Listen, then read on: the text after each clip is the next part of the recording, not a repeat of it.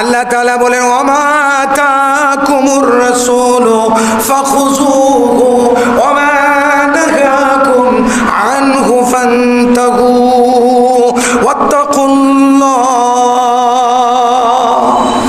যা আল্লাহর রাসূল তোমাদেরকে দিয়েছেন তা গ্রহণ করো, যা রাসূল নিষেধ করেছেন তা ছেড়ে দাও, আর আল্লাহ তাআলাকে ভয় করো, গুনাহ করার ব্যাপারে ভয় করো। ওয়াত্তাকুল্লাহ, আল্লাহ তাআলাকে যদি ভয় না করো তো যাই না রাখো আল্লাহ তাআলার সামনে তোমাকে হাজির হইতেই হবে।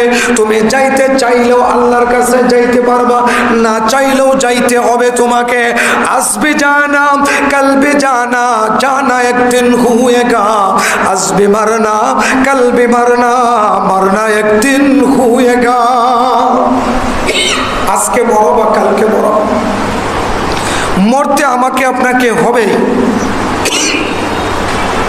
কেউ আজকে মরতেছে, কেউ কালকে মরবে। পৃথিবী কেউ থাকতে পারবো না। আল্লাহ তাআলাকে সবসময় ভয় করে চলতে হবে। গত শুক্রবার একটা ঘটনা শুরু করেছিলাম।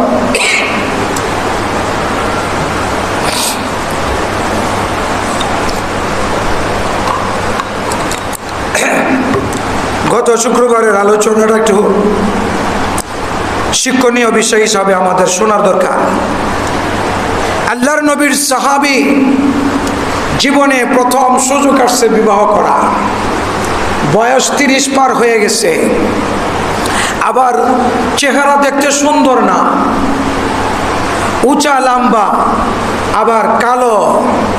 বেলাল, লোকমান হাকিম আর এই সাহাবী, তিনজন সাহাবী ছিল। তিনজন ছিল অত্যন্ত কালো, কিন্তু আল্লাহ তাআলার কাছে অতি ভালো, আল্লাহ তাআলার কাছে অতি পছন্দের লোক। এই মানুষটা অনেক কালো, উঁচা লম্বা,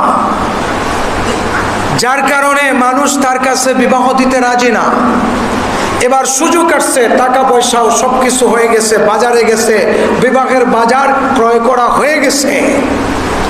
এমন সময় আল্লাহ তাআলার রাস্তায় জিহাদের ডাক আসছে, নিজের জান দিয়ে